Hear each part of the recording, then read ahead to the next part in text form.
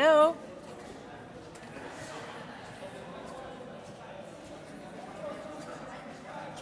Good evening.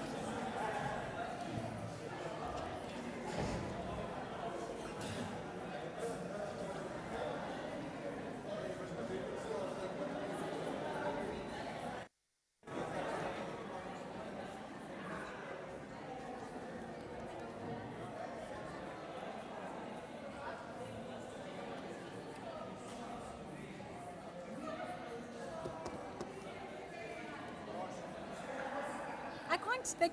Hello? No, it's not going through.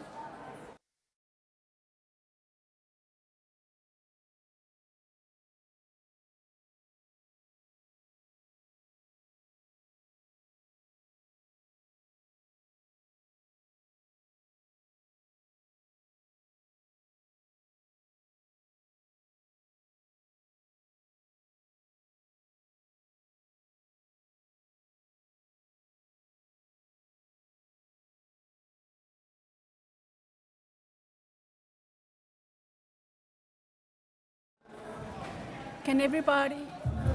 Okay, can everybody hear me? Can we start to just come in and settle down?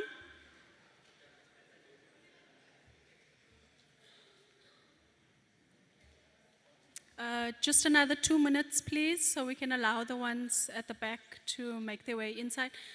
I don't know, are you guys scared of the front row seats? What's happening here? Can't we move a bit forward, please, man? Professor Kiet, I don't know why you're sitting so far at the back. Big people like you can sit here in front.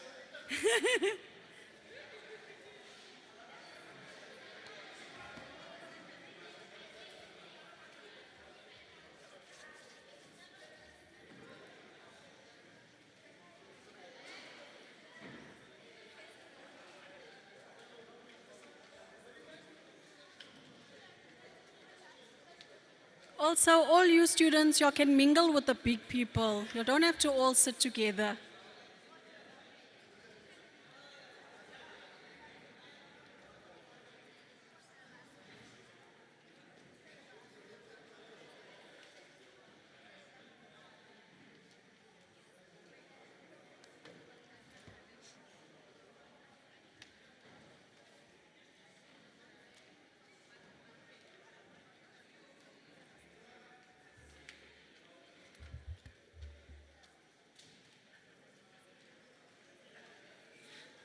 Can't we lower this thing?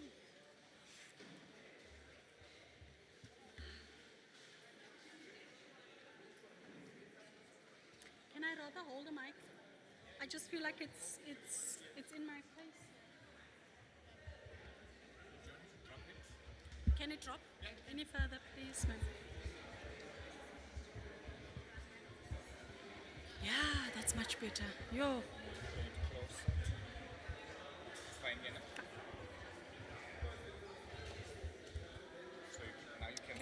Yeah.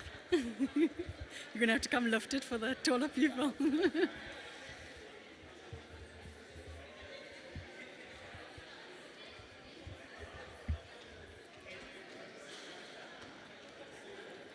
How's it looking there at the back burner? Can we start to go live?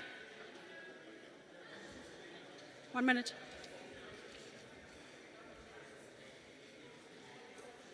Okay, everybody, can you start settling down? We want to go live.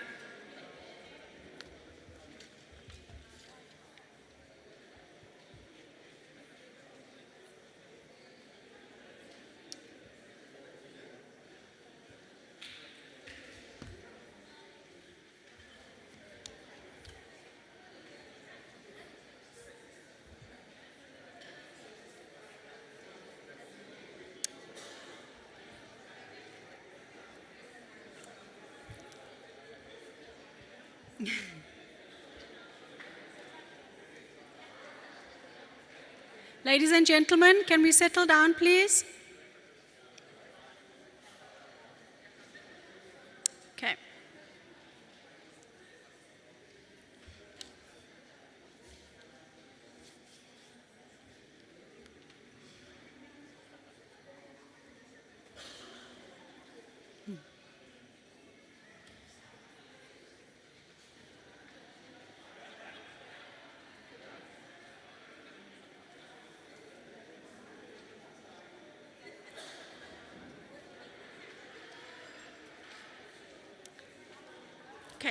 Are we ready?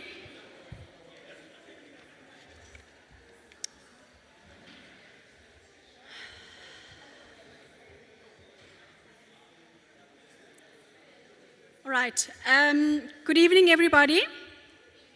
Good evening to all those in attendance this evening. Okay.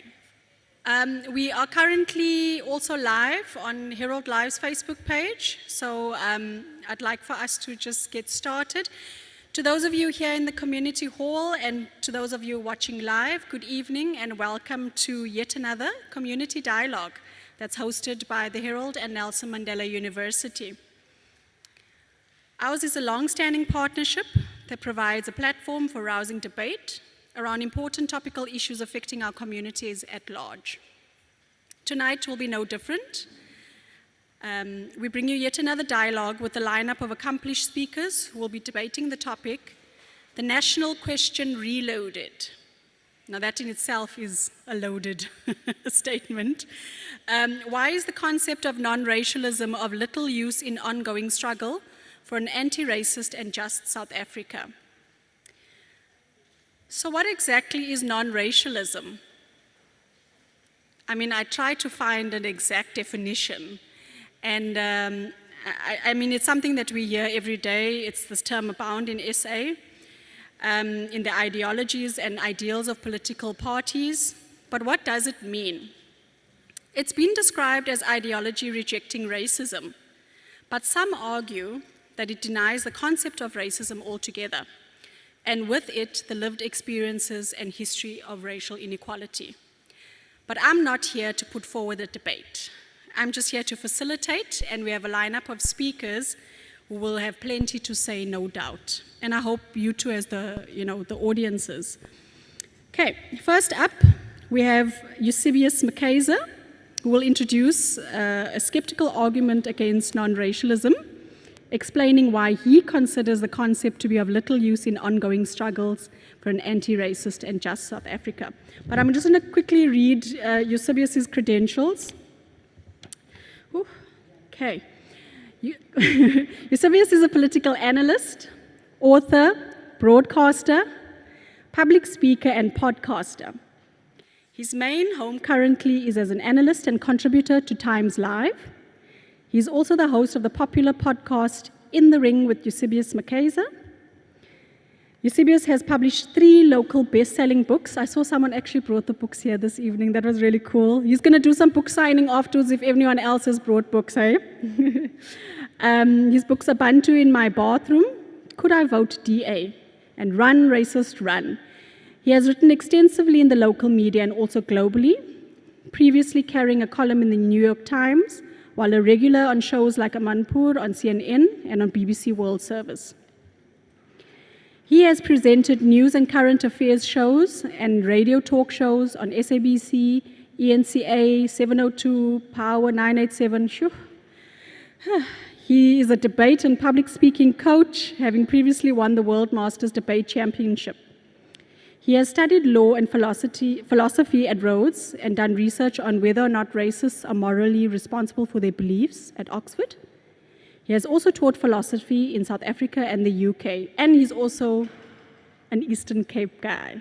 So please, everybody, just welcome Eusebius up onto the stage.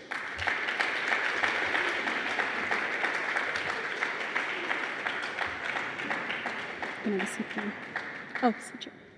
You can sit here closest to me because you'll be the first one speaking. And then I'm also going to invite some of the respondents. Eusebius will be introducing the topic as the main speaker, and then there'll be respondents who will be responding to the message that he puts forward. We've got Christian Martin. He doesn't really need an introduction, does he? Huh? Khoi and San activist. He's a member of the Eastern Cape Geographical Name Change Committee. That's why you get these things right. Huh? That's why. And he's a South African Human Rights Commission monitor. Please give it up for Christian Martin. Okay, and then lastly we've got Professor Nomalanga Mkhize. Nomalanga is a historian based at the Nelson Mandela University.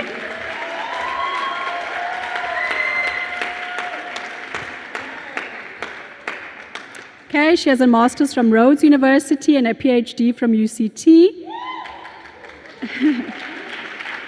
She has a wide range of teaching and research interests. Currently, her interest is in isiXhosa historical texts from 1800s and 1900s.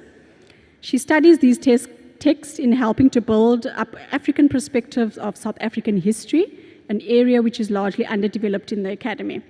Okay, these are our speakers tonight, and so will you.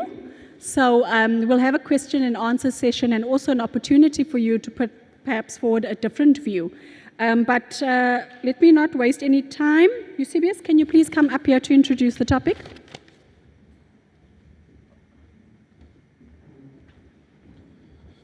Thanks, Rochelle. Good evening, everyone, or good afternoon.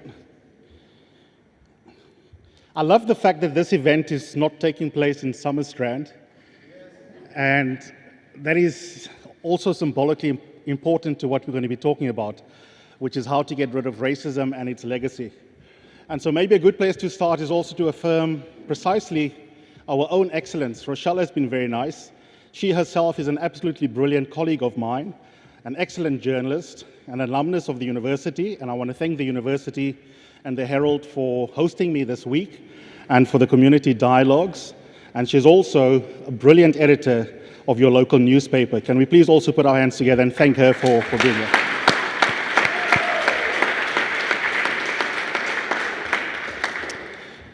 It's particularly nice to see so many young people, and I hope that you will engage and not be shy to ask questions. So let me get straight into it. I first want to explain why the topic is important. I felt a little bit guilty, but only a few minutes, and then I realized that I need to explain why to myself and to you the topic is important. Now, in some ways, I'm preaching to the converted. I suspect most of you are here because you know the topic is important, unless you were forced to come here. And so, you know, in that sense, you probably care about conversations around non-racialism. But I think for the sake of completeness, I want to just share why I felt a bit guilty and why it is irrational to feel guilty about the topic. I felt a bit guilty because I thought to myself, especially being in the northern areas, driving here, past Katanga, that the most obvious things that we need to address as a community is to ask, what are we going to do about unemployment, about gang violence? What are we going to do about income inequality, asset inequality, wealth inequality? The lives and the quality of lives are chalk and cheese differences between being in the northern areas and being at the beach hotel where I'm staying in Summerstrand. And those are deep, deep, deep questions. What are we going to do to dismantle apartheid spatial geography that still lives on in Nelson Mandela Metropolitan as a municipal area? So those are all questions that cry out for community engagement, and here we are talking about non-racialism. But of course, it is maybe on the face of it a reason to think that this is not as important as talking about crime, energy insecurity, etc.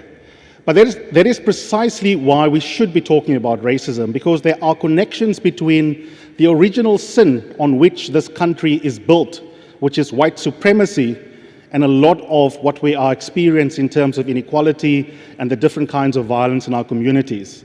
It is not to say that the only explanation for why life continues to be miserable for millions of black people in South Africa is because of our history. I mean, after all, we've got a black-led government after 1994 that has also been anti-black and anti-poor in many of its policies and many of its actions as a government. So democracy hasn't exactly been kind to black people in South Africa. So our problems are not only historic, but they are also historic. And so if you want to truly, completely, deeply understand questions of poverty, inequality, low growth, the strikes that are going on at the university within different sectors of our economy, the working poor fighting for a meaningful wage level and real rises in income, not nominal rises that are below inflation, and in real terms means that what you can buy with your money this month is less than what you could buy last month, you have to tackle the question of racism. And so I checked myself for feeling bad that we are framing a conversation about race, because racism is a very real part of the overall set of causes that explain why life in South Africa is still miserable for so many black people. So that's by way of saying the topic is really important. Now, when we want to deal with racism, there are so many parts of that problem that we need to disentangle. We can't do it all in one community dialogue. So in a sense, we have sliced off one part of the conversation, quite nerdishly, but I think it is an important one, and it's an important one for many different constituencies in the country. There are older generations in the room than myself. I was a lightie in back then Grahamstown, growing up in the 80s. But many black people galvanized in the fight against apartheid in the 80s in the final push under broad mass democratic movement banners that believed in the concept of non-racialism as an organizing concept around which to fight for a just and anti-racist South Africa. And now we can fast forward to 2023 and ask ourselves many questions about racism. But the one that we're asking tonight, just because we can have a focused discussion, is whether the idea of non-racialism is the right vision for what kind of South Africa we want to live in. And can we organize activism around the idea of non-racialism? And for me, the answer is no, we can't. And I wish that I wasn't the first speaker, because in a sense, you ideally want someone who drinks the Kool-Aid to tell you why non-racialism still has life in it. But as someone who is nerdish, I want to do my best to try and explain why you might be tempted to still hold on to non-racialism.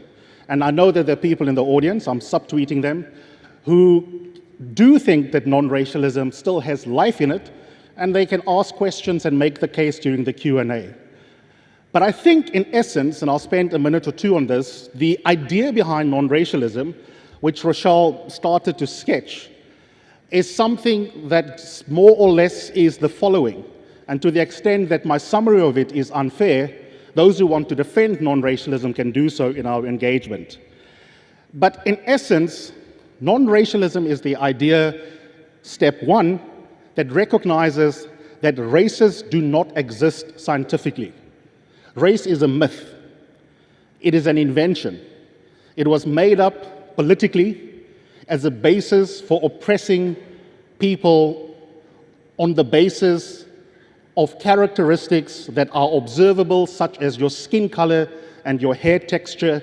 And then we started having groups designated on the basis of these very superficial characteristics, and we started othering one another based on those group identities that were politically and socially constructed. And if we take a slice of South African history, but there's a global version of this, by the time we get from the beginnings of the settlers arriving here to fast forward to the middle of the 20th century, the National Party, of course, tried to codify in law and in policies in incredible detail anti-black racist ideologies, which is what Rochelle was referring to, in the way in which it tried to choreograph life in South Africa, particularly from 1948 onwards. But the basis of apartheid was an unscientific basis. The divide and rule happened on the basis of the construction of race, and it was an unscientific project, but it served a political purpose. And that was, of course, to sustain white supremacy and to make sure that black people are in fact oppressed. And so it's kind of interesting that you have something that doesn't exist in biology that can be the basis of very real suffering, trauma, intergenerational trauma, and oppression, and a whole political project that flows out of an entirely biological bit of nonsense. Race is biological nonsense. So then the question becomes, if you are committed to fighting oppression, how do you sketch the end game and the end goal? How do you think about what is it that you want to achieve Imagine, and for some of you in the audience, you don't have to imagine it because you lived it. Those of us who are younger only have vague memories, and those who are younger than me don't have direct experience in their blood. But imagine or recall, if you were there, thinking through in the 60s, 70s, and 80s what it is that you are fighting for in your activism.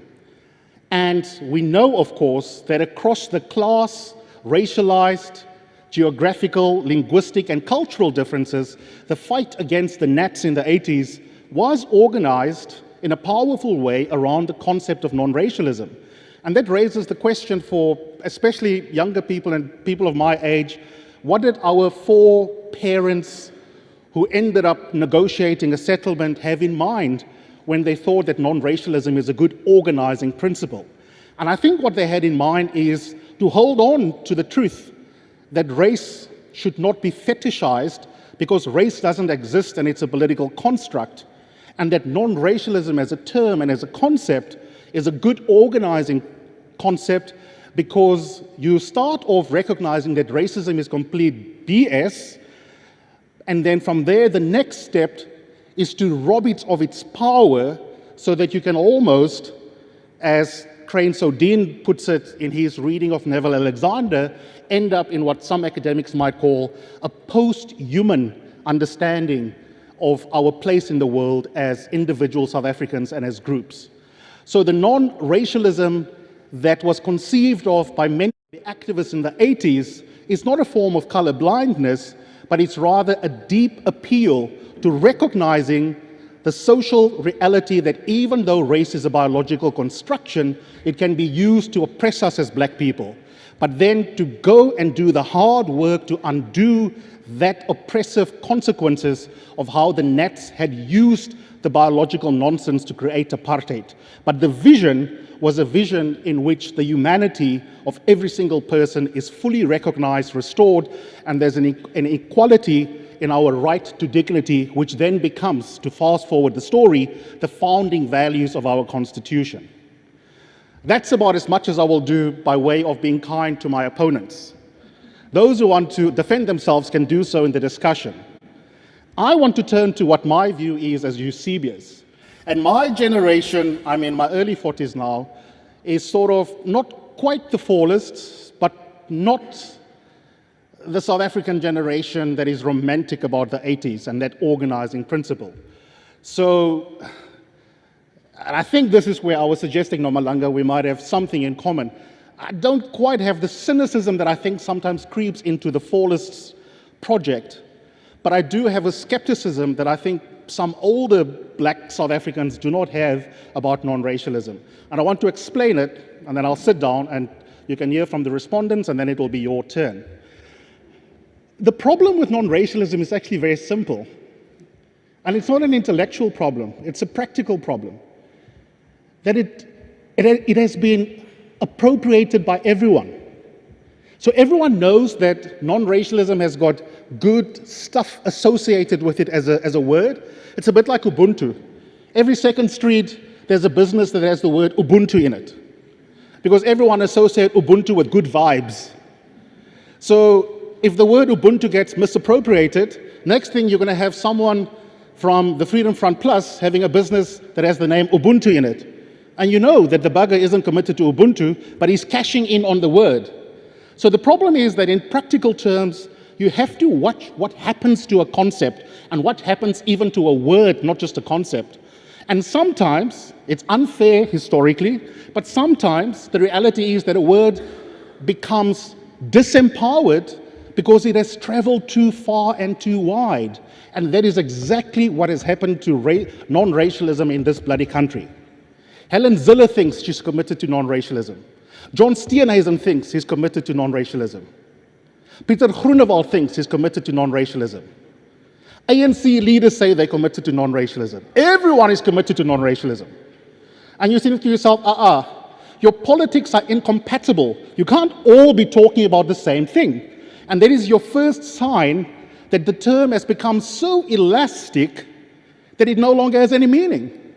So my real beef with the concept is actually a really basic beef, that it has just been pulled in all sorts of directions by everyone who knows to be associated with the idea of non-racialism is a pretty cool thing.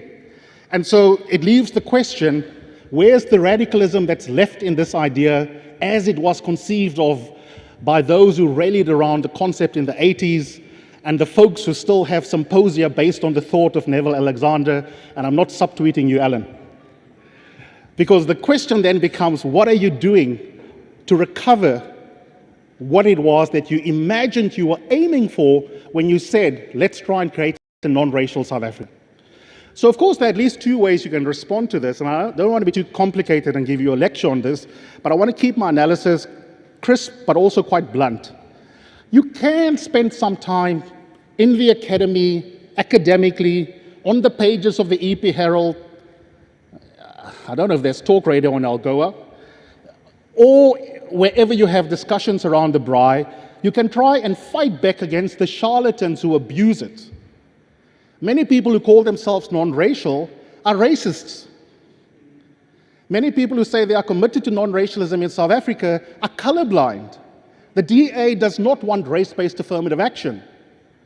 John Steenhuisen doesn't want us to talk about racialized experiences in South Africa. He doesn't want us to talk about what Rochelle was referring to, the lived experience of black people that actually references how race comes into it even as a social construct, because it makes them uncomfortable.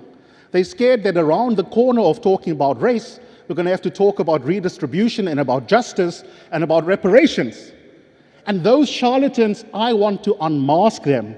So I don't want to spend 10 years of labor while the economy is crap, while people get paid poorly at provincial, while students are fighting for access to university. I don't have enough time to fight for this concept. So what is a better way to try and organize for a just and anti-racist South Africa? And I say the answer is simple. Let's rather substitute the preamble of the Constitution that refers to a non-racial vision with the term anti-racism. And it's more than just a word fight. It is an important strategic activism fight. Because I can tell you now for sure, you go ask John Steenhuisen and any Karen in the suburbs, do you believe in non-racialism, ma'am? The answer will be yes, of course. It's very important. What she has in mind by that is, please don't refer to the past. But if you ask a different question, should we run a manifesto for 2024 as the DA on the basis of an anti-racist project? You're going to have deep differences between provincial leaders, between the different leaderships of the party. And I'm using them just as an easy example, but it's not only a politics conversation, it's also a conversation between us outside of formal politics. And the nice thing about anti-racism is that it does two things that is unambiguous that you don't find in the term non-racialism and how that concept has traveled over the last 30 years. Anti means you have to take an active stance against something. Non is a pretty neutral term grammatically, but also politically, as far as I'm concerned. And racism, unlike racialism, tells you that you acknowledge the existence of racism. Racialism is a weaker concept than racism. All racialism means is, from a description point of view, certain characteristics like skin color, hair texture, exist sort of in terms of how we view each other. And so it's easier for someone to say, yeah, no, cool, dude, I want to live in a country where, like, you know, we don't take too much notice of your skin color. But if I ask you, do you want to join me in an activism that is aimed at eliminating racism? It's a more awkward question. It's a sharper question because it forces you, if you say yes, to concede that racism still exists in society. And so, to put it differently, only a small group of people who call themselves non-racial activists, or activists for non-racialism rather, would also be willing to sign up for a project that fights against white supremacy and for an anti-racist South Africa. And so if we frame what kind of society it is that we want to build, a just and anti-racist South Africa, we can weed out the ones who are insincere, who are opportunistic, and who are abusing the idea of non-racialism. And it really is just a fancy way of saying, can we please stop talking about race and color? The most they will be prepared to do, and even this they are insincere about, is to say that the true struggle for justice in South Africa is about class warfare. We need to make sure people, you even hear politicians in the DA, and they just give me easy fodder for the general case, I'm afraid, will say things like, I don't know why that Eusebius guys goes on about race. The most important thing for black people is that they want a job. So they pretend they actually care about questions of the economy, but of course they don't really, because racism is also deeply embedded in capitalism, and the racialized nature of capitalism and the capitalist project is something they don't confront. If you have a Marxist analysis of just how bad the political economy is in South Africa, they're going to run for the hills, because racism doesn't leave you behind once you have a job at a factory in Port Elizabeth.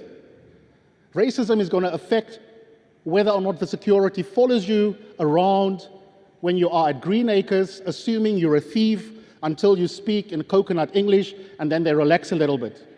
Racism is going to stop you from career progression even if you have a job. Racism means that Dr. Mpho Palatse, not that she is a politician, never had a chance at any rate within the DA because she's not part of the network of the Old Boys Club. So there's this myth that if we only focus on rands and cents and economic discussion, then the country can be fixed. And what I say is bullshit. Racism is so ever-present that you shouldn't be fooled by people who don't want to talk about racism, who say another good reason not to have that discussion that Eusebius convinced them to have in Bettelsdorp is that he focuses on the wrong things. We need to talk about getting South Africans working. If a politician says that next year, don't vote for them. Because the number of things we have to solve for, we can't choose between. We've got deep political, economic challenges in the country, but they are intertwined with the fight against racism. And so I want to end by just making the following remarks. How deep is the choice between saying we're fighting for non-racialism versus anti-racism? What I want to say to those who are romantic about the unity movement is, which of the things, I was pausing there, I wanted to speak Afrikaans, but I think we've got a more, not quite as homogenous a crowd as I am assuming. The things that you liked about non-racialism in the 80s that you're romantic about, which bits there? Where's Andre? What will you lose if you come to my side? You lose nothing, but you gain something. You gain something because you weed out John Steenhuisen and his friends. But you don't lose the things you were fighting for. So there's nothing in the analysis about racism being biological nonsense that you lose. I agree with that as someone who advocates for anti-racism as the right vision for our country. But what I gain on my side, that I think all the black South Africans must get rid of with that romance about the 80s, is that anti-racism is so much more powerful, which is why so many young activists on campuses rally around it alternatively, is that you retain the basic analysis that's kick-started non-racialism, but with one difference, and it's an important, decisive upside, that if I ask you whether you're on board in fighting against white supremacy and fighting for an anti-racist society, and you have an awkward pause, then I know whether you're with me or whether you're against me. But if we continue to bang on about non-racialism, we will never really know who is serious about marching towards a just South Africa. Thank you.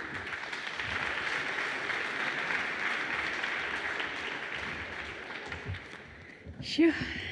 I think that's given us a lot of food for thought, eh? I think Eusebius has basically challenged everyone here. Can you say that you are serious about rooting out white supremacy and racism in South Africa if you still ascribe to the term non-racialism? He makes the argument that you cannot. And I don't know, let's see what Christian Martin has to say. I suspect he's got similar views, but let me call him up here to the podium.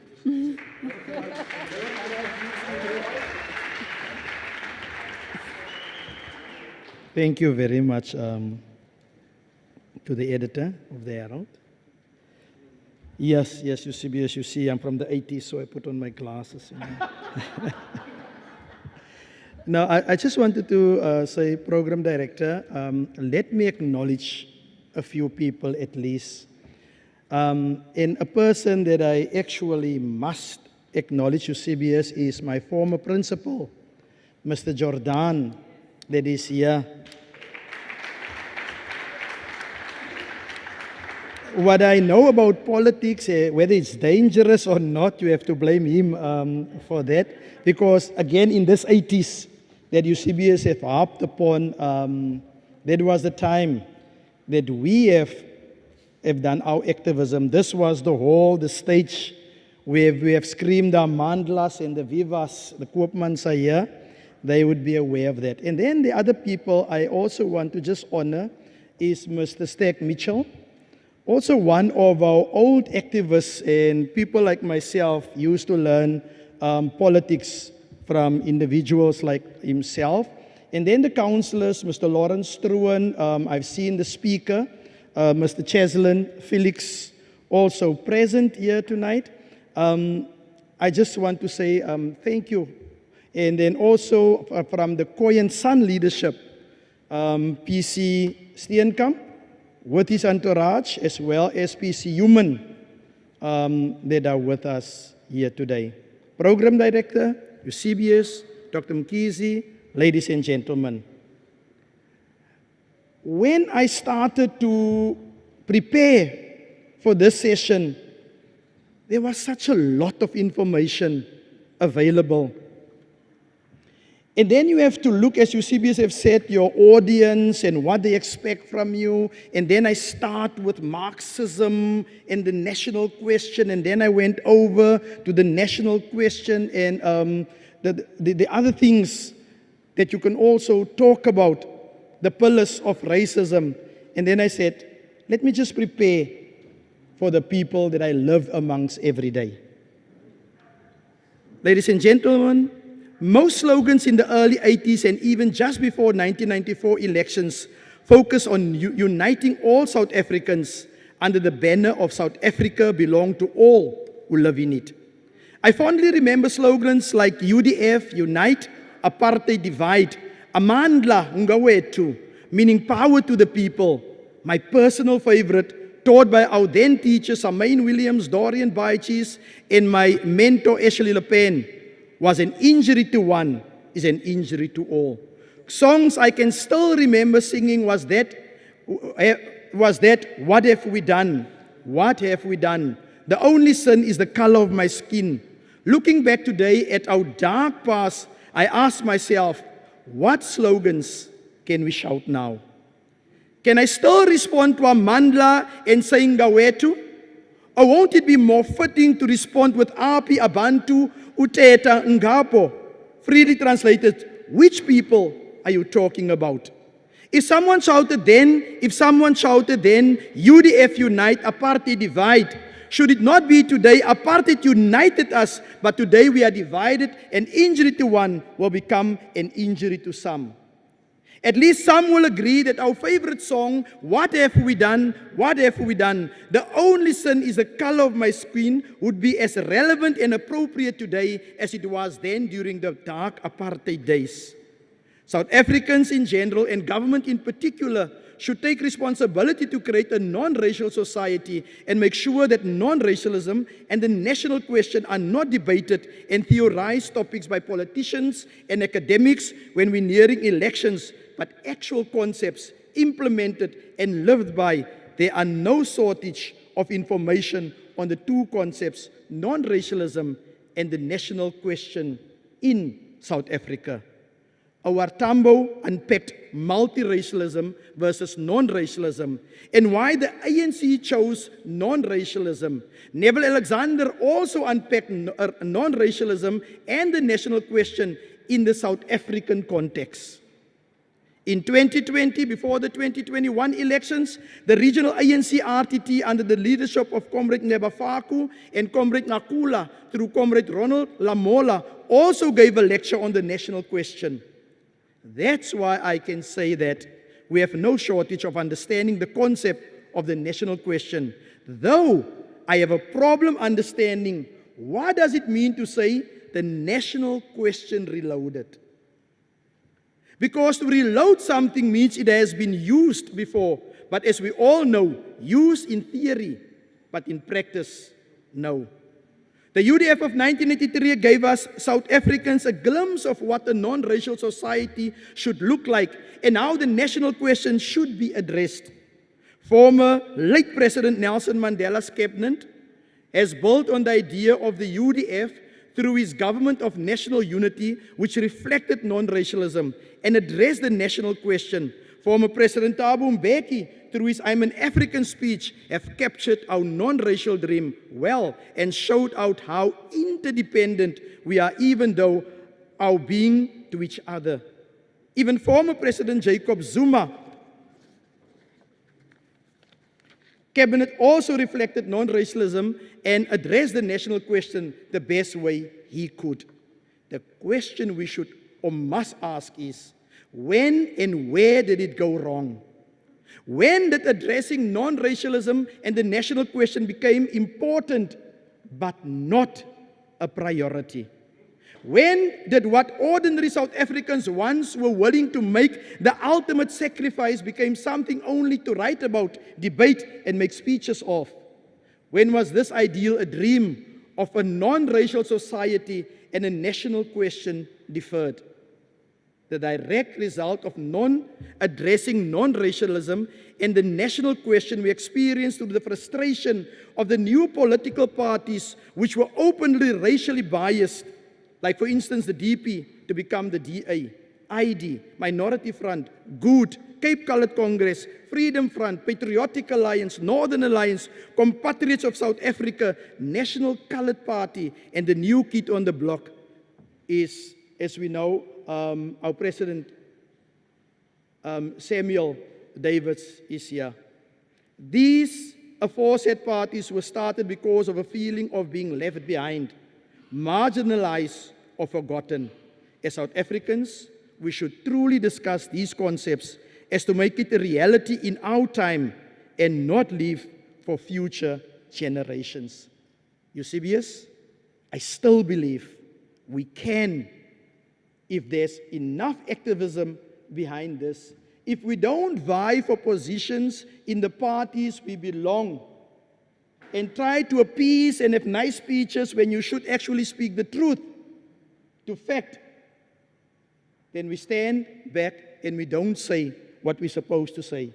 I truly believe we can still strive to create South Africa in a non-racialism and still address the national question. I thank you.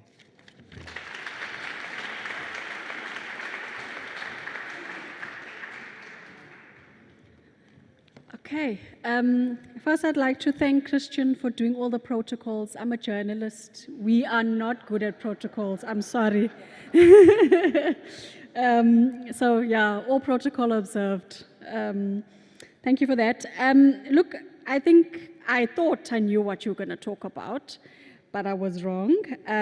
But one thing that did, strike me from what Christian spoke about is the fact that particularly here in Nelson Mandela Bay, we've seen so many parties that have been formed because, there's communities that feel marginalized.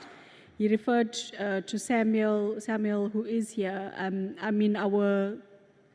The Northern Alliance was formed for that very reason. And I think that is something that we need to talk about.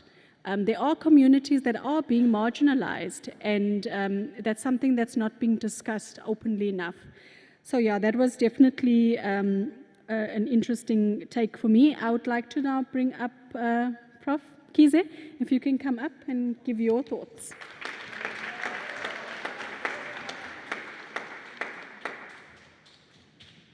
I feel like I am supposed to have home ground advantage or something. So I'm like, I must debate Eusebius. But unfortunately, we agree. So, yeah. No, what I think, thank you to both. It was nice to have that historical lived experience versus the critique. And I thought, let me actually start by actually defending non-racialism. Yeah, me, I will defend it. I will defend it right here.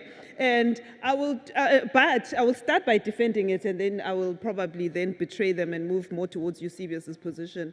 And I was thinking about a meme that I saw somewhere on social media during this time of load shedding as it was getting bad.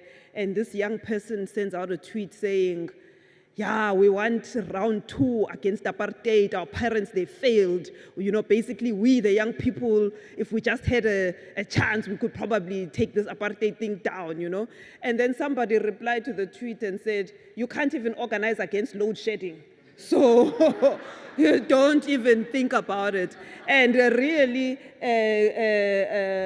Uncle Christian there, that is the point, that there is a historical reality that non-racialism was developed, emerged, and was talking and speaking and fighting under, that nobody of my generation and those coming after can imagine if you did not live through it.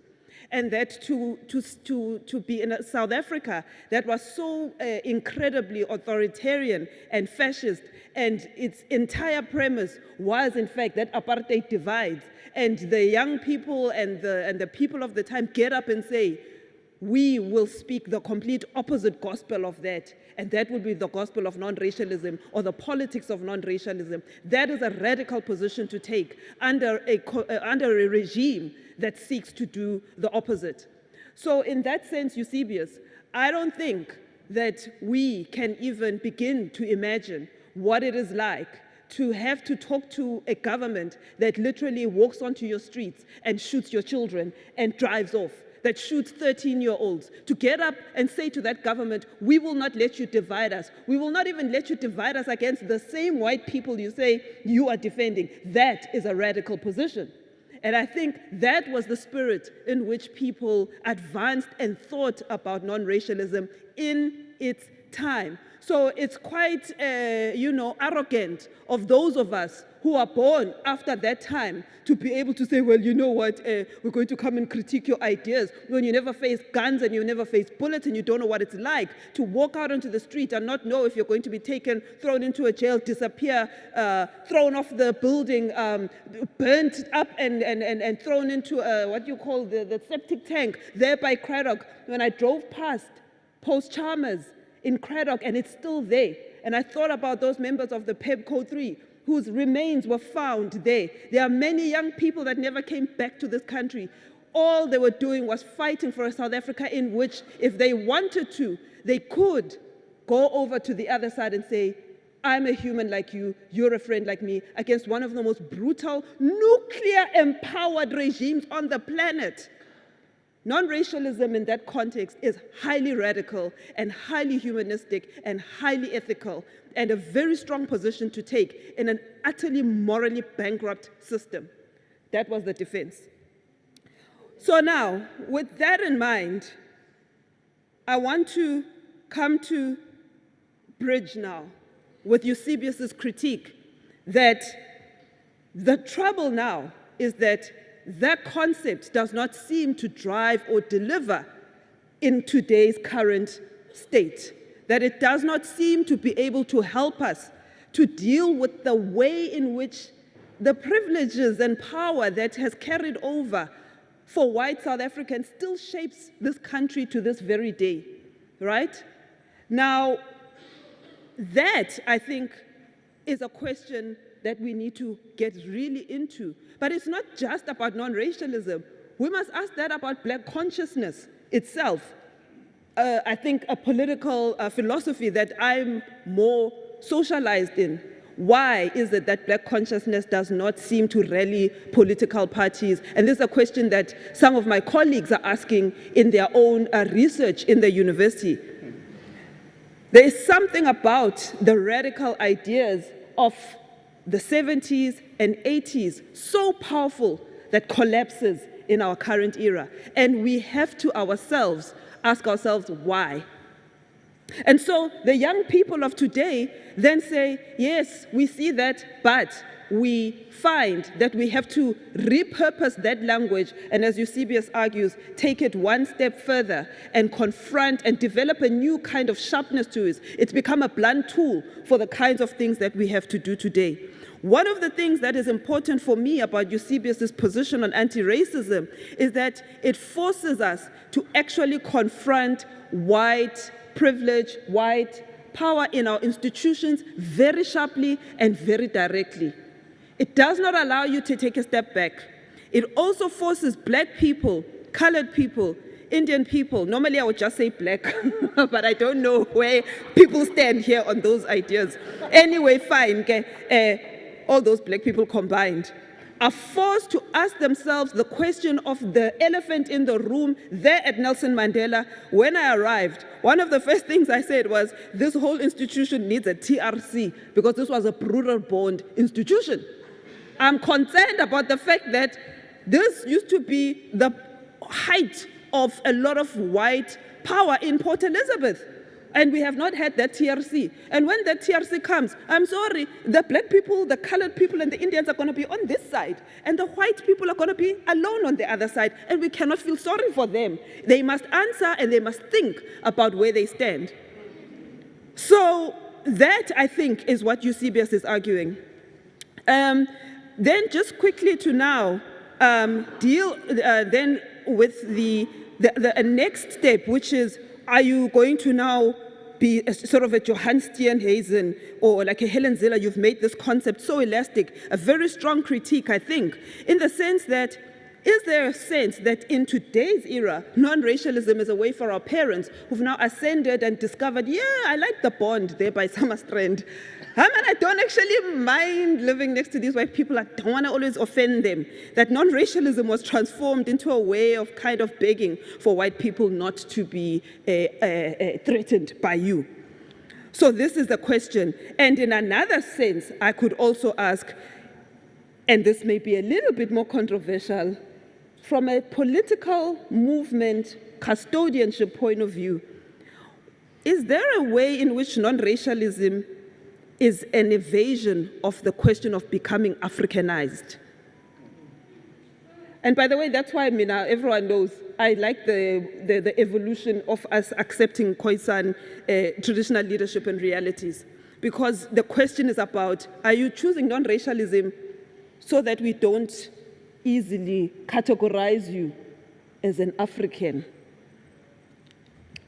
So with that in mind, I just want to turn, as I get to the end, I want to turn the lens back at us, however, Eusebius, as I get to the end and say, what I think is happening here, though, is what has happened in every African country after liberation.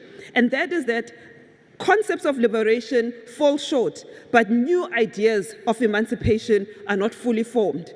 And that gap is the gap of intellectual coherence that bothers many Africans. What are the new ideas for our time?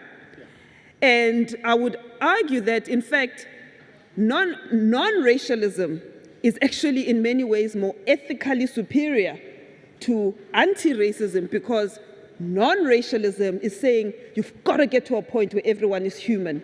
You've got to get to the point where race doesn't mean anything. Anti-racism, of course, as I've argued, forces us to face the reality in ways that we don't have to worry about white tears. And so that gap between our old ideas and the new ideas struggling to form, that is the zone where we lie. And I think the ultimate question, I think you may have posed it as well, Uncle Christian, is why is it that Africans fail to fulfill the aspirations of their own struggles after they have found freedom?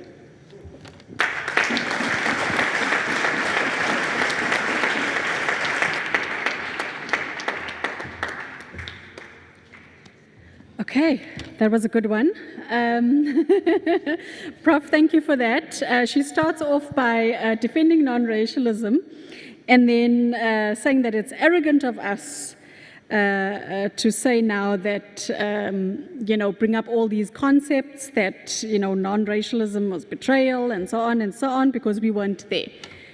Fair point. And then she says, nope, it does nothing for us today. There are the real challenges that we are facing in South Africa today, and non-racialism sort of glosses over those. And then there was a pertinent question: are you choosing non-racialism because we don't want to be classified as African?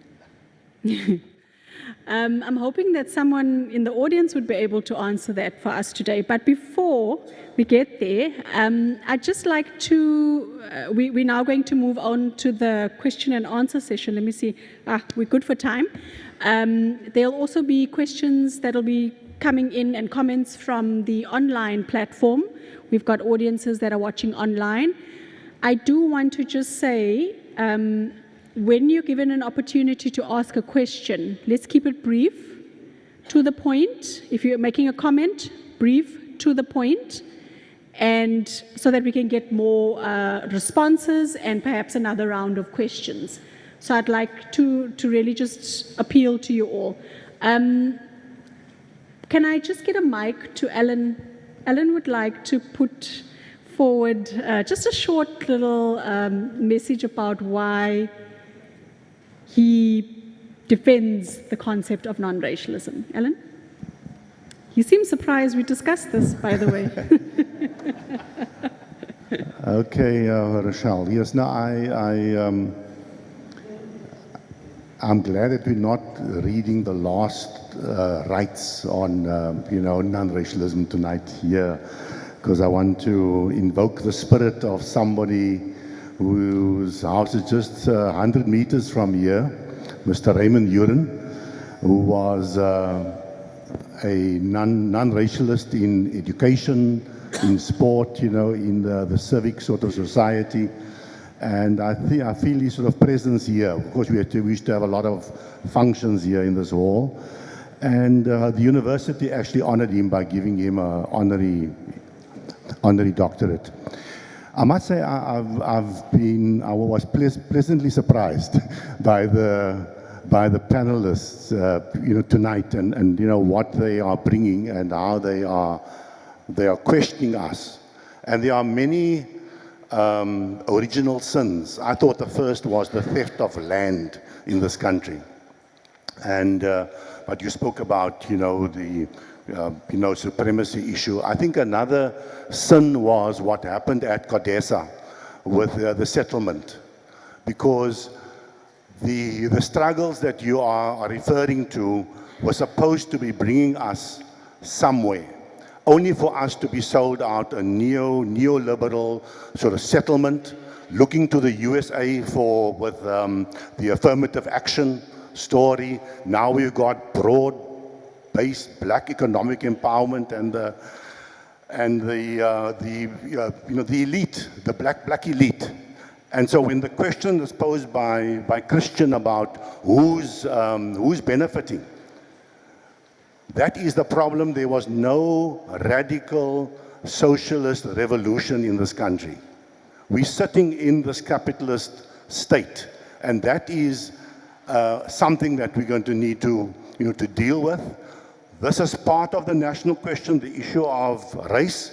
We are all of us, I think we're anti-racist, we're anti-sexist, but we know that we're fighting for. What are we fighting for? Yes, you're asking the question when people ask you, what are you? I'm a human being, I'm a South African, I'm an African. Clear cut, But I think that I want to pose a question to you. So we're struggling with this non-racialism because some people have appropriated it, abused it, whatever it is. I want us to just think about, okay, this whole emphasis on race and the categories that we still have in this country, and our new thinking about the so-called nation in this country. We have so many people, our brothers and sisters from the continent with us here. We've abused them. We have even killed them. And today, as we look at the national question, how can we rethink it so that we try to think about all the people within the borders of this country who view this country as home, and so that we can try to ensure that we do not have a Rwanda-Burundi situation that can happen here. Thanks, Rochelle. Thanks, Alan. Thanks for that. Yeah, I'm just going to take some hands. I hope are you guys noting the questions? I'll take some hands. Okay, I've got 2 hands here in the front, 2 gentlemen, another 3 on that side, and then I'll come to this side because it's a lot. Please just state your name, surname, and let's keep it brief, please. Thank you. Yeah, my name is Ayanda Grootboom from Pan-Africanist Congress of Azania. Program Director, distinguished panel, parents, students, ladies and gentlemen, good evening all. First and foremost, I'll try to be brief, though you see my stomach is a bit bigger. You know, this debate, it's so unfortunate. Behind you, fellow panel, is a smiling face, a well-known smiling face across the globe. But if I can be honest with you, that smiling face is the root cause that we are enduring all sorts of turmoil, both socially, economically, and otherwise. This term, non-racialism, in my view, I wish we cannot speak of. It's a term that today we are a mockery of white supremacy, with their forefathers being the Western Union, whose aim and ambition is to further enslave and bully us much further, using leaders of people like the guy sitting behind you, that smiling face. Africa,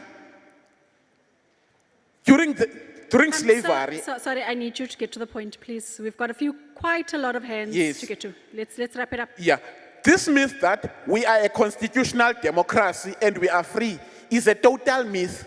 The reality is that for as long as that the repossession of land is not addressed to the satisfaction of the dispossessed, that will ever be a pipe dream. Thank you so much. Thank you. Just give the mic to the gentleman next to you. Thank you. Kaikwas, good day, everybody. And also good day to all the traditional leaders in the house. Thank you. And all the councillors, my panel. First of all, I just want to go to the word of non-racism. We as a community, we was always regarded as a community, never even as a race. I'm talking now the so-called colored identity. And as the previous speaker alluded to the Africanism identity, we feel so marginalized. Our kids can't even get to work because of our false identity of coloredness. So this is also playing a huge role in our conditions that our people find themselves. So we must also not try to exclude ourselves from Africanism. We are all Africa, irrespective of the color of our skin, of the color of our eyes, whatever. We are all Africans. But for us as indigenous people, still fighting to be part of South Africa, our kids is not economically involved in the development of this country. And we can't sit quiet and see what's happening while we are all the way excluded as people being part of the African table. So I thank you. Thank you. Thank you, sir. There were 3 hands there at the back. The 2 gentlemen. I think, Samuel, you also had your hand up there.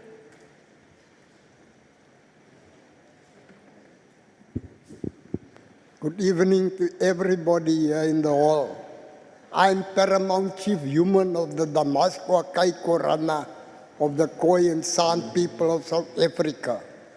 Now I know that our IDs, especially the Khoi and San, and lots of colored people too, the last 3 digits is 083, 087 like mine. Mine is 087. But now they look at your ID, then you can't qualify for a job, irrespective of your qualifications, irrespective of your pass rate. If you want to go to university, you can't get through there. That's my point. I thank you. Thank you, sir. Please give it to the gentleman behind you. Good night, everybody. I'm Gregory. I'm Gregory Fortuin. Yes, there's so much questions. I read a lot. I came across a lot of things. I understand there's a new constitution. That constitution don't protect me as a colored person. In fact, when the first Kodesa happened in this country, they didn't consider us as a colored people and where we come from. We are not indigenous. We are aboriginal in this country. We need our rights back. We need our land back. You're going to give our land back. Teach that to our children in schools and to our pupils or the students in varsity. Give us our land back. We want our resources. We want everything that belongs to the Aboriginal people in this country. You repeal all the laws in the Constitution. You repeal only the laws of the coloureds. Every act you repeal the acts of the coloureds because we have the communal trust of this land. You take away everything of us. We don't have jobs today. We don't have mines today. We don't have oil today. We don't have gas today. You came here with total energies. They want to build a pipeline from Mossel Bay until here in Eastern London through the beaches. You take away everything from us. Thank you, sir. We didn't even have the right to stay along the beaches. You take us away there. You put us here in the mountain. No, you have to get back. Tell the president he must give our land back. Thank you. Thank you, sir. Thank you. Samuel? Thank you. Samuel Davids. I'm the president of the African People's Progression. The first thing, Rochelle, I think Mr. Makaiza have raised the issue of the different political parties. Now you have to ask the question, why was the DA formed? Why was Freds established?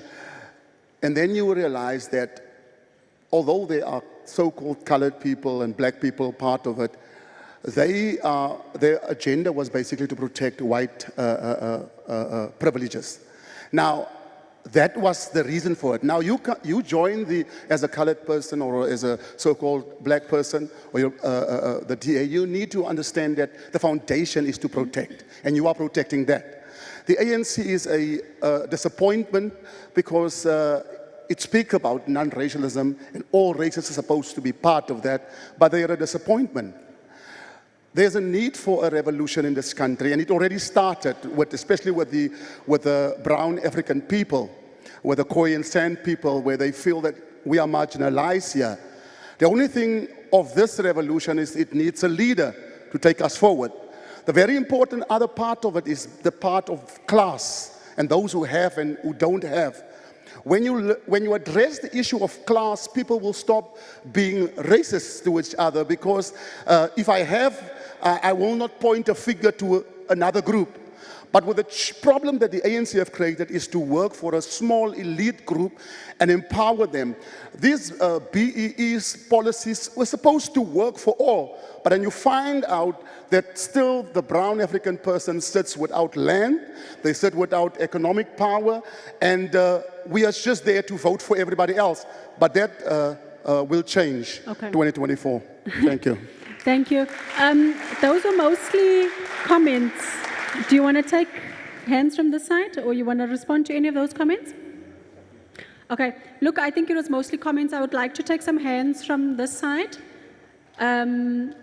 Okay, Sean over here, this young lady, I note your hand.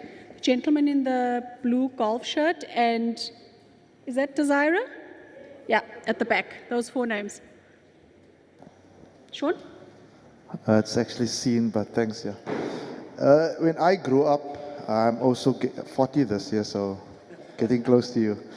My mother always told us about South End and what happened to our people from South End. And if you look at spatial planning, and if you look at schooling, if you look at post-schooling. Now, when I was in standard 8, 9, and 10, I was top maths pupil. So I was coasting during school, taking it easy. When you get to college on a NS, FAS, that time it was a loan. When you get to college, you realize where you fall in the food chain. So we talk about non-racialism. You know, that's a topic I don't even worry. I like your approach, Eusebius, about anti-racism or anti-something. Because we need to be deliberate. I'll make a simple example. We've got a group of close to 3,000 people that's unemployed. That's doing something deliberate. Going to place A, getting him a job. So where I'm coming to the point is, if you look at schooling, the teaching that happens in schooling, spatial planning, all that was designed to keep us in that type of life. The time when we talk about integration, or when we talk about building homes closer to economic activities, that's when we're actually being practical to this anti-racism. If we're going to just continue building RDP houses between Malabar and Galvandale, you're actually just continuing with the spatial planning. You're just making things more dense. That's how crime goes up. So my encouragement is, as people, we need to look at what happened in the past. Nothing is changing for us. And there we heard Samuel speaking about 2024. So for a person to be practical about anti-racism or to take practical steps, you need to practically go to a voting station. And I think Eusebius will join me in this. You need to practically go to a voting station and vote for change. Currently, in the way things is currently set up in the country, that's the quickest way we're going to affect change. I've got a good job. I've got a good paying job. I struggle, I hustle. You know, most of us do Sean, two things. let's wrap it up. Come, let's So wrap it up in now. closing, it's the only way we're going to bring change quicker now as a ballot box. So people, let us try and encourage, especially the youth. Let's push them and let them understand how we can affect change. Burning stuff doesn't help. Thank you. To the young lady in the denim jacket. Good evening, everyone. My name is Pumzile Mjali. I'm a first-year student at Nelson Mandela University from Sarabat, Mandres. So I have 2 questions, but they do go hand in hand. And my first question is going to start with a brief comment. Black Sheep, Black Friday, and Black Market are all concepts that were used and are still being used, while white supremacy or race classification is more of mind colonialism that was made and passed down to different generations. If we were to fight for non-racialism in South Africa, how would it really work in terms of refreshing the minds of our people? Because as 2000s, we are already slaves of that colonialism. Second question is, we live in a political world and we were born in it. If racism was used by politicians to favor a certain color, how do we heal the wounds of those that were brutally affected by the concept and expect their next generations to forgive and fight for a non-racial society, whereas the same roots of concept, which is politics, still rule with the same power but in different favor and privileges of different color? Thank you. Thank you.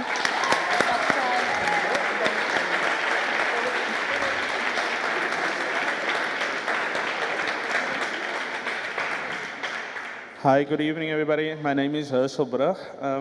Just a short point I want to make, man, is capitalism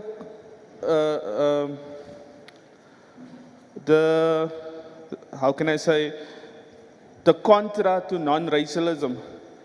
You can't have capitalism and non-racialism and anti-racism all together. Because the reason why I'm saying that, we all have experienced this. one of our family members or one of me go to stay in the Summer Strand, and then we drive back and we say, look how dirty in the northern areas is. Look how these people are living on this side. That means we've moved up because of our better jobs and better income that we're currently having. Second to that is, in terms of why I'm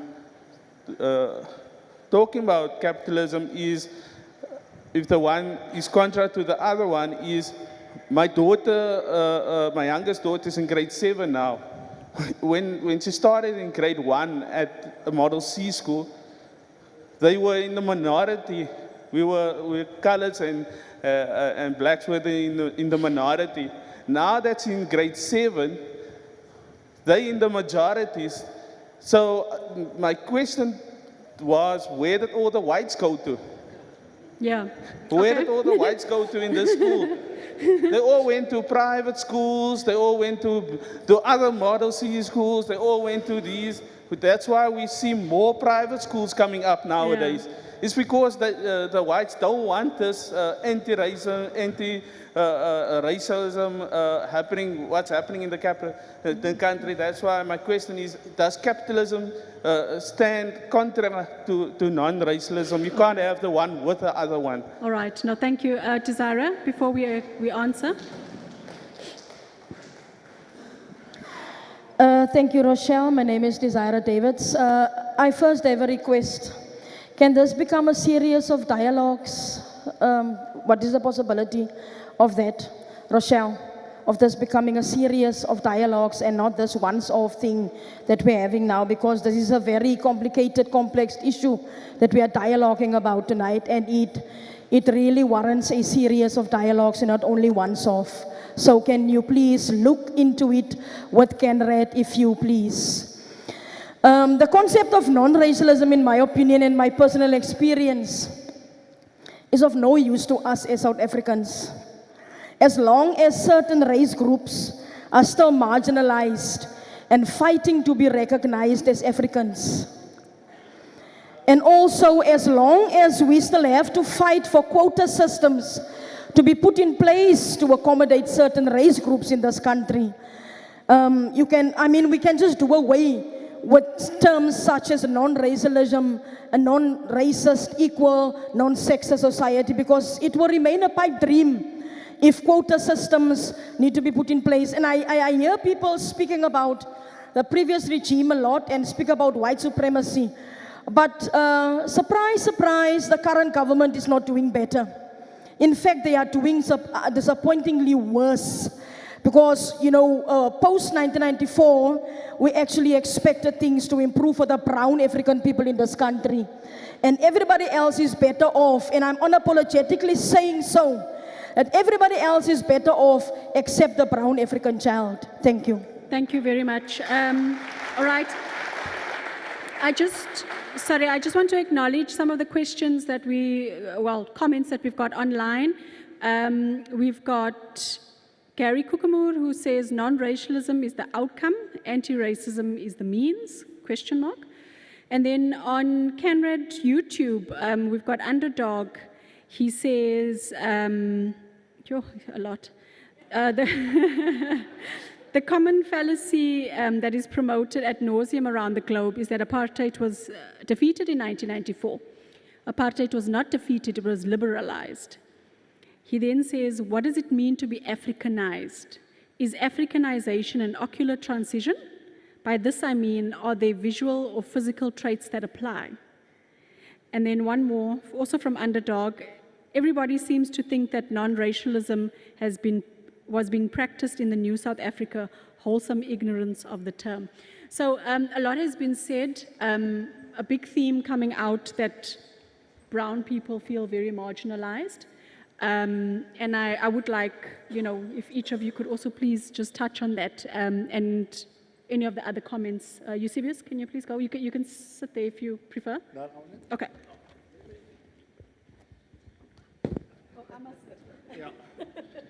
I hope we can get another round in, so I'm not going to respond comprehensively. And I want to just touch on a couple of points, and forgive me if I don't get to one that you hope that I might. and my other fellow panelists may come in as well. The first thing I want to say is just to acknowledge, and I'm not a politician, so this is not a vote-catching comment, but a sincere one from one working-class colored person, although I can no longer claim that living in Sandton. But I come from our communities, and my family is still rooted in the same communities. That I really appreciate the feeling before we even get to the substance of what's coming out of this dialogue. I think that's important.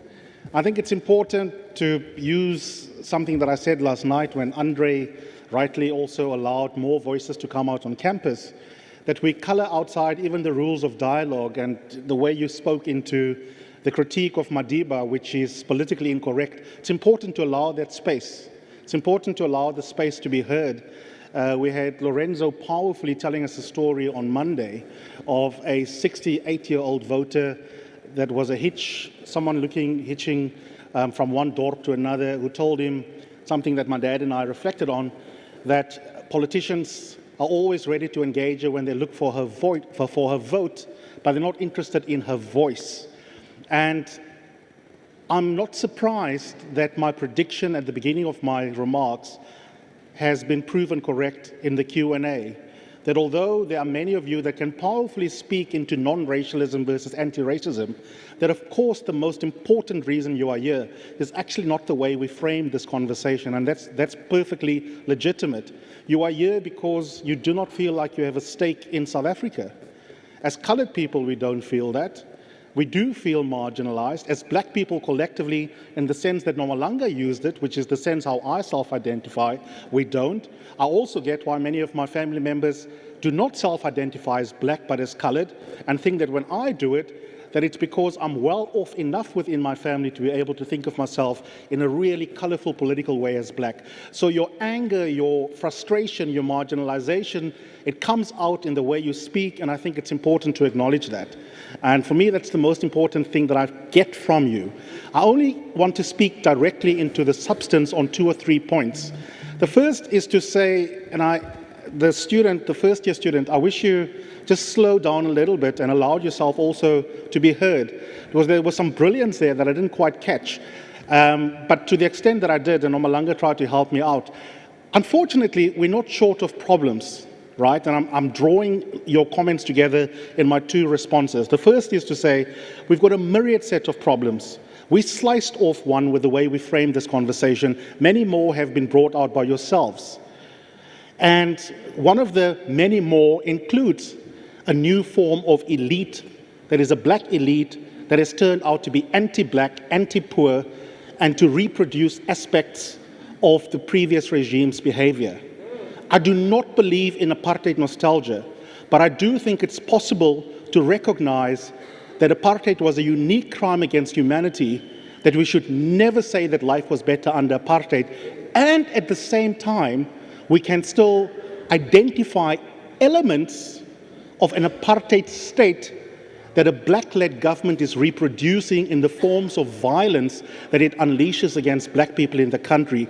And that is a call for us to then deal not just with white supremacy, but yes, also with a black elite that reproduces itself at the expense of the proletariat. So I totally accept that. What do we do about it? That's why we do need a series of conversations, because the solution space itself requires a different community dialogue.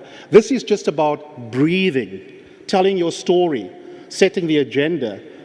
We need a different conversation about the way forward, and I can't go into that now for the sake of time, but I want to make a headline point about the direction in which we must go when we do that.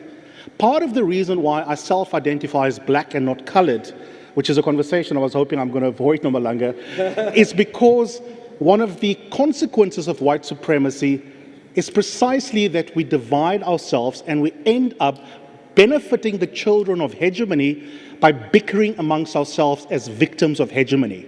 So when we get to the solution question in the next community dialogue, one of the things I would argue for is that it's really important that we galvanize in our activism across our differences as people who are all collective victims of colonialism, white supremacy, and apartheid. I'm just going to have a seat here. Christian, you can go up. Thank you. I think first I want to agree with what Desira of the African People's Progression Party have said. First, be grateful towards the Herald as well as the university, Nelson Mandela University, on these dialogues, and really if we can bring it more often to the area. The second thing also, when it comes to these dialogues, Rochelle, I would actually strongly recommend one thing. Today we are here, and I think the first year student has spoken about political parties, politics that brought us here where we are. But you see, the challenge that we have as citizens, we don't often, as we should, make these politicians accountable to ourselves in dialogues like this. Because it only happens during election time. We have stages full of people, politicians promises us the world, and then they make commitments about coming back every quarter, and at the end of the day, it is business as usual, and the complaints just go on. So I would really want to, if that point of Desira can go through, where we can have another panel with politicians and ourselves, UCBS, as to challenge whoever should be challenged in that point of time. I would also agree, if we really want to get things right, I would rather move away from politicians being our saviors rather than activists against or anti or whatever the terminologies that we want to use. We should have the activists out there to challenge these things that are wrong in our society, to challenge the things that we've been promised through sufferings of many other people that went before us. So activism, as far as I'm concerned, is one of, from the students, from ourselves to come to the fore. And one thing that really should come out is ourselves.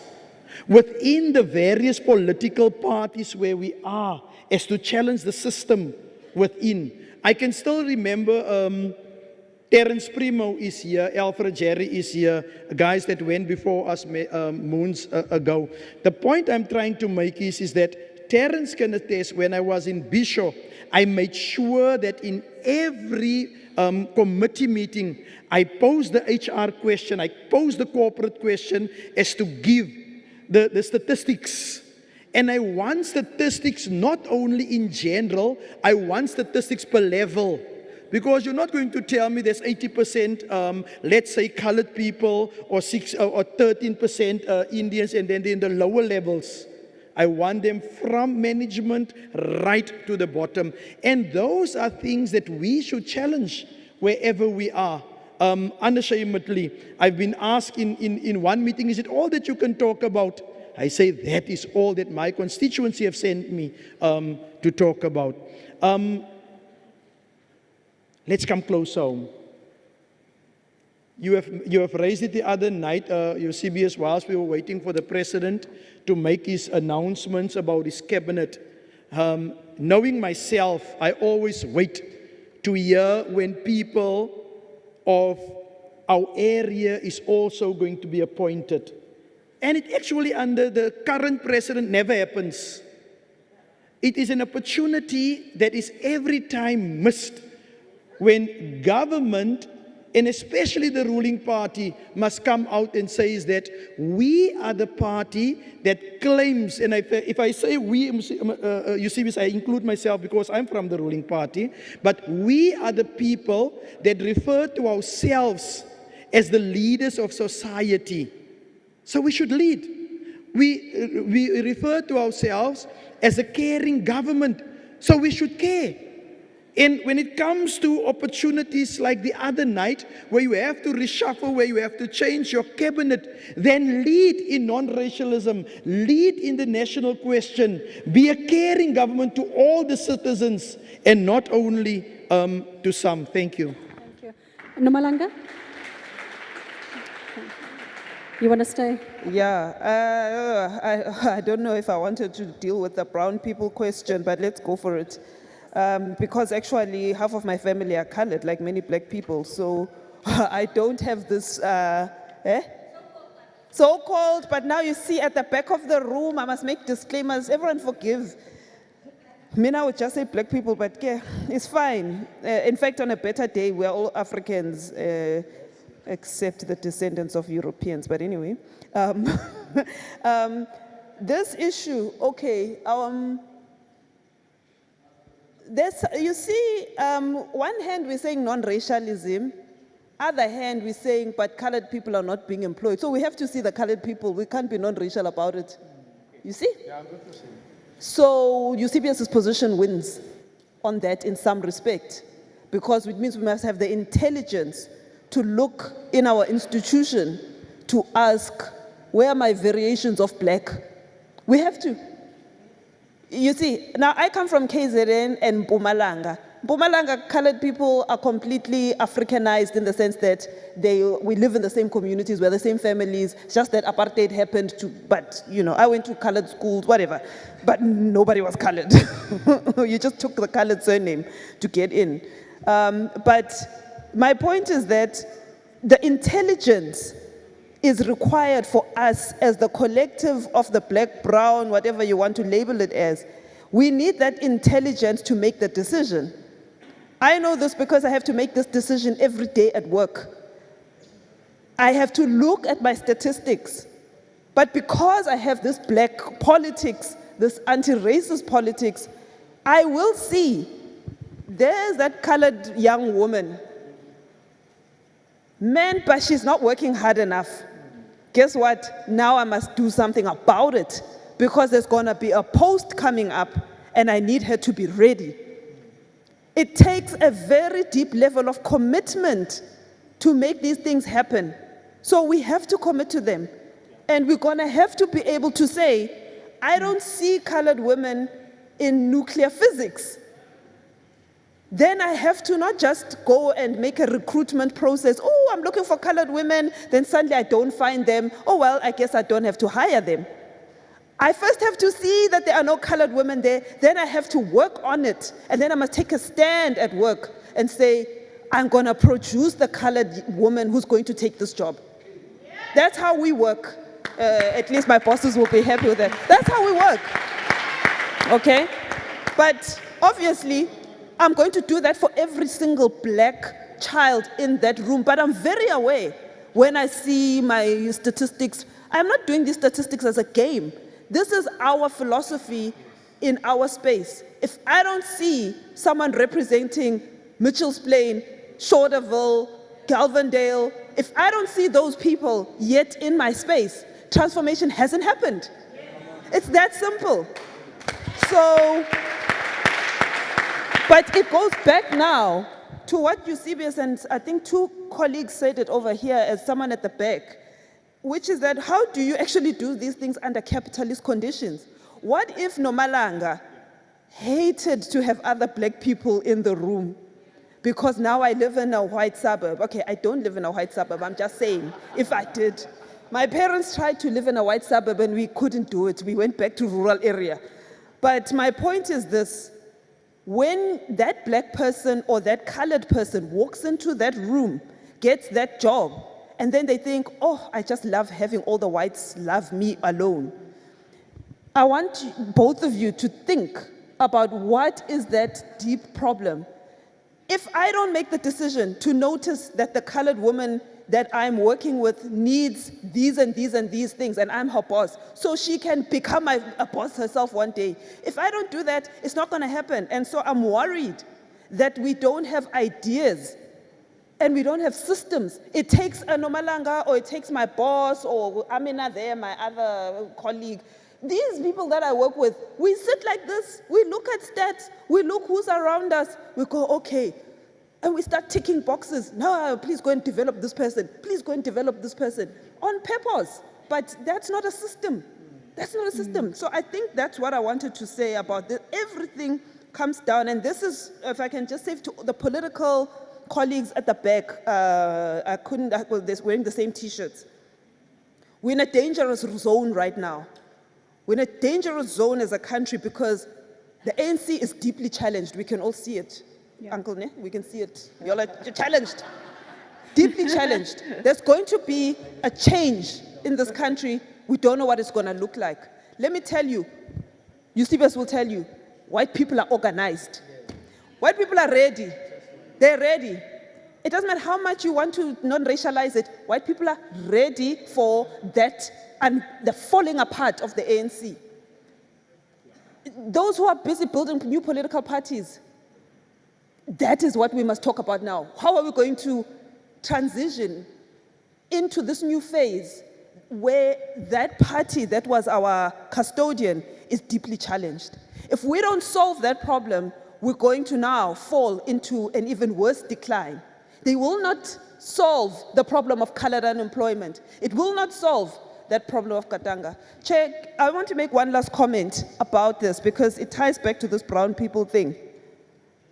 I asked myself the question once, would I prefer to live in Katanga, which is here, or would I prefer to live in Xofimvaba, a rural area over there? I can tell you this, apartheid was so convoluted, leave me in Xofimvaba. Because the level of dispossession that you see in Katanga, I'm sorry, it's a type of, now, what that requires is intelligence again. I'm not saying that, I don't take the politics that colored people suffered more than African, I really don't. But when I look and I see, and I think of my rural area, at least I've got cattle. At least I know where our graves are. At least I know where our people came from. Yeah. And that is where we must learn to start feeling that sympathy and empathy with one another. Oh, thank you so much. Okay.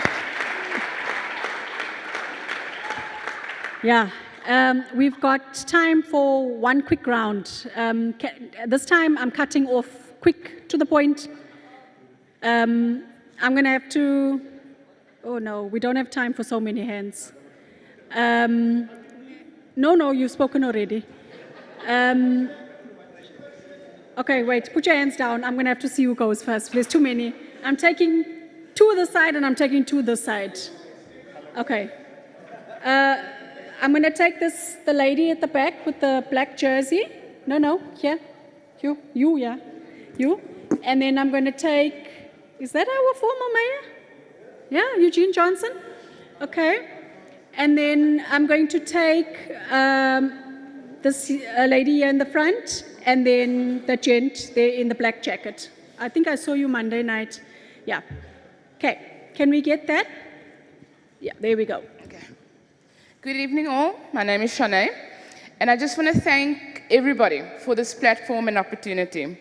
Coming from a Model C background and then going into an industry where I did feel that at some point we were marginalized, I just want to say to the question that the Prof had, right? Or just the statement where she said, would I rather go back to Koffenwaba or would I stay in Katanga? I come from Katanga.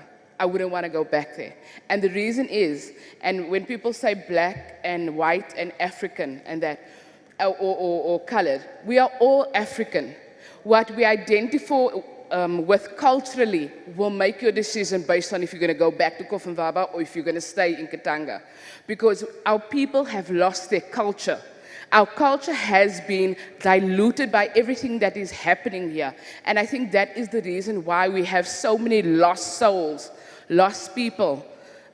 Me personally, as identified formerly as a colored, if I look back at my friends, my peers, where are they?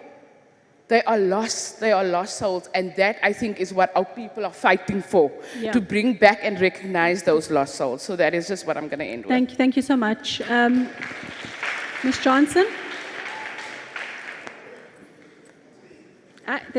Sorry, Chair, if there's time, Uncle, I'm going to give you a chance, but we must listen to the former first citizen. Thank you very much. I want to agree with those that feel that there must be open, rigorous, but also dignified debates around the entire matter of the national question as well as non-racialism, because we cannot deny the fact that we come from an era of apartheid. We cannot deny that. We can also not deny the fact that the ANC government has not delivered insofar as non-racialism non-racialism is concerned. Because remember, we could not swim at Summerstrand. We could not stay in Kensington. We could not go to the schools in Newton Park. We could not do that, and that's a reality. But today we can do that. Hence I say, without politicizing the entire matter, because indeed there are some of us that feel we are not colored. We were given that name by the apartheid regime. They called us coloreds. Even today, Khoisans are saying we are Khoisans, but they were never called that. So we are saying, let people feel that they want who they want to be, what they want to be, because we must acknowledge the fact that the entire concern, because we must agree that the national question is a superstructural phenomenon at the level of consciousness, feelings, as well as religion and perception. Because people feel differently on how they are being treated. Because this has to do with the issue of economic empowerment. And I like what one of the speakers says. Sorry, ma'am, I'm going to have to rush you on there, please. Can I just say this one? 30 seconds. Because this has to do with economic power and capitalism versus the working class. And the question, and someone said, was capitalism really necessary to disrupt the working class? And the answer is yes. So we must have debates around asking ourselves is, how do we ensure that the issue of economic empowerment as well as social transformation benefits all? And that debate must not be politicized. Okay. Thank you very much. Thank you. Thank you. To the auntie in front. Good evening. My name is Anita Koopman-Smith, a victim of society. When are we coming back to heal our communities? Blood, our streets are stained with blood every day. Yeah. When are we getting up and say enough is enough? We embrace this dialogue. We want more because our social ills in the metro. Let us start with the metro. Let us start in the northern areas and start to care about our communities. Thank you. Thank you so much. To the gentleman at the back with the black jacket. Okay. Thank you, the gentleman in the black jacket. Thank you. I just want to, my name is Tembele Pakade. I would like to thank the Herald as well as Conrad NMU for this kind of a debate. We have not had a debate for a very long time in this country. We have been very, very much depoliticized. What I want to concern myself with is non-racialism. For me, non-racialism is just a non-starter. It has fallen flat in front of the people who are peddling it. It has fallen flat, it has not delivered. That's why people here are complaining. Those who are talking about non-racialism, including the gentleman there in the panelist, it has fallen flat in our face. The issue here basically was racism. Racism was our problem. If racism was the exclusion of one race by another from economic power, well, now we're in charge. Have we gotten that power, especially economic power? Have we gotten that economic power? You see, the ownership patterns in this country remain as they were before. They have not been touched. So I might as well say the constitution in this country is itself racist because it continues to marginalize the people who are fighting. So people are not fighting for ideas, they're fighting for their land, they're fighting for bread. And now all those people who are owning land continue to. Yeah. Do you see? No, we're not fighting to share toilets with other people here. Yeah. We wanted our land, every square inch, and now we find ourselves in the same situation we were before. And now we're starting to fight amongst ourselves. We're coloreds, we're this, we're this. But we're black people who were oppressed. So my point is, non-racialism is the end point. It will never be the means. It will always be the end. So now even no matter of social cohesion is going to bring about change in this country. We don't force non-racialism. You create conditions, especially if you Okay, sorry, sir, let's wrap it up. Let's wrap it up. Okay, thank you very much. Let me leave it here. Thanks a lot. Thank you. Look, we're running out of time. Can I just ask each of our speakers here on the stage if you can maybe respond to some of the comments and also closing remarks, 2 minutes each.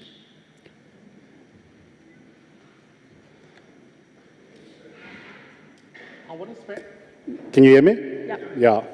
I'm going to spend my closing remarks by not addressing anything in particular, but speaking into one general idea I want to leave you with, which is another topic. We clearly have given the Herald and the university a lot of ideas for many more dialogue topics. But the idea I want to put top of mind as we finish this dialogue is to appeal to you to convert at least 9 other people each who did not come to the dialogue to do what you have done by being here. You've come here with deep disappointment in the quality of our democracy, and it is justified. But you've come here not giving up on the importance of being politically engaged and being an active Democrat. What the thugs want, what the criminals want, what the looters want are citizens that are not skeptical, but so cynical that the voter turnout next year plummets to the 30s or the 20s. And when we give up on holding them accountable, including by not participating in community events, not turning out for the vote, then we are handing over the purse to the thugs. And so a critical concept to center for future dialogue is the ways in which we will hold power accountable. And my appeal is, just as you have demonstrated a deep commitment to engagement, it's really important that we all vote next year, we hold power to account, and that you have this conversation with your friends who did not come to the event. Okay. Christian?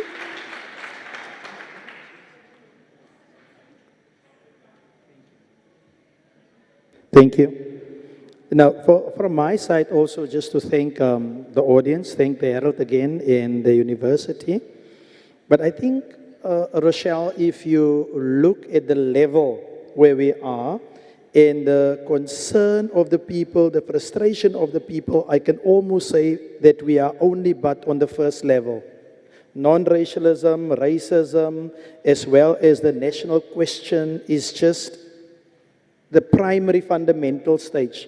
Because if you look at non-racialism, also at the national question, you'd hear at other schools, they are talking about the means of production and non-racialism, and when it comes to the national question. Because at the end of the day, we can entertain each other here to say, because of the color of my skin, I can't find a job, I can't do this or that. But at a certain level, there's a certain group that have the economy of this country in their hand. We have 2 groups here. Let's say we are trying to say the non-racial one and the national question that we've started with and not addressed as yet versus the economy of the country. So somewhere we need to find ourselves to address also non-racialism and the national question within the means of production. Okay, thank you. Nomalanga? I don't know. I've been thinking a lot and wanted to thank everybody for the conversation. And I think that both of the summations probably are enough.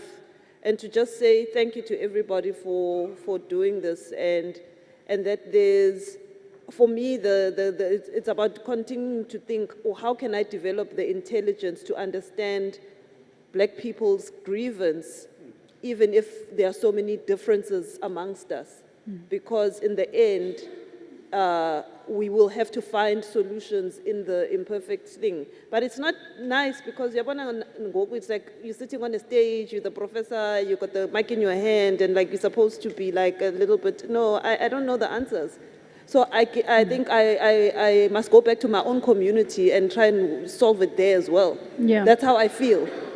Really, Yeah. that the only way I can learn is by being where I come from myself and doing that, because as you are saying, it's not enough for the professors to sit here talking and as if, I don't believe in that. Yeah. No. Yeah, look, we've come to the end. It's definitely been a spirited debate. There's a lot of hurt that I've detected here tonight.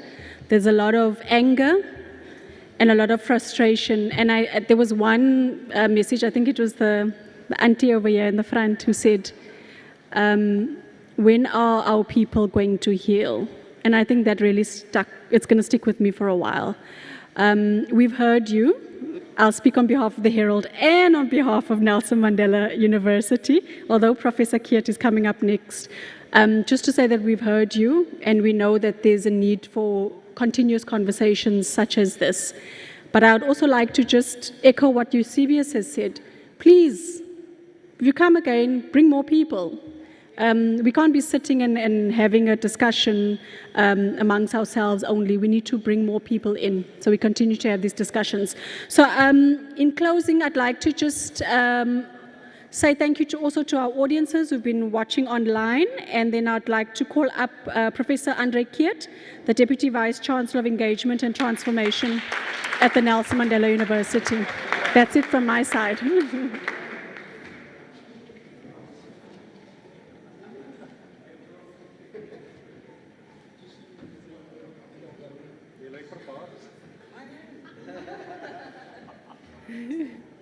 Thank you.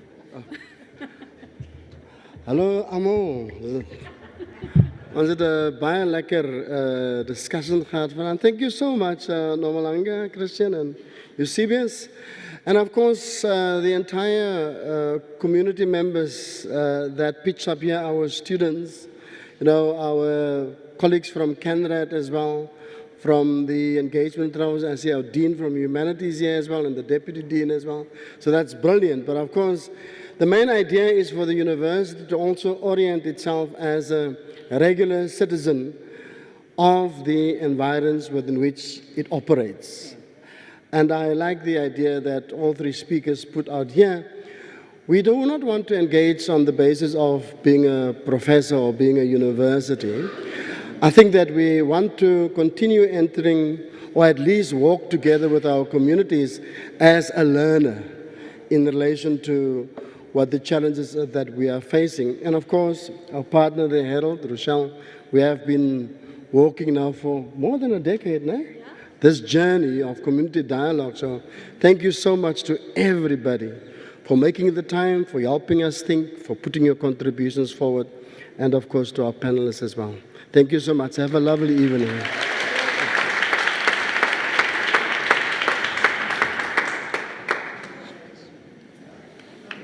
That's it?